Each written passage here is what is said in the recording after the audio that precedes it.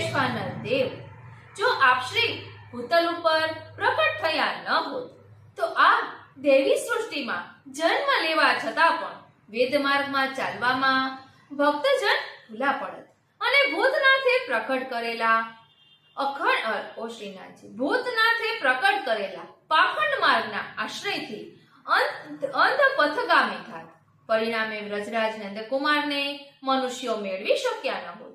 તેમજ ભગવત લીલા રસપાન અને ભગવત ચરણ સેવા નામના બે અલૌકિક ફળથી વંચિત થઈ આ દેવી સૃષ્ટિ વ્યર્થ થાત.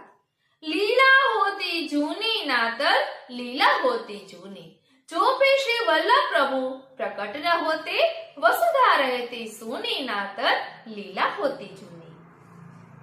હવે આગળ કહે છે, નયન્યો વાગધીશા શ્રુતિ ગણ વચસામ ભાવ માગ્યાતુમિષ્ટે યસ્માત સાધ્વી સ્વભાવમ પ્રકટયતિ વધુરગ્રતઃ પ્રત્યુરેવ તસ્મા શ્રી વલ્લભાખ્ય ત્વદુદિત વચનાદન્યથા રૂપયન્તે ભ્રાંતાયે તે નિસર્ગ ત્રિદશ રિપુતયા કેવલાદંત મોગા.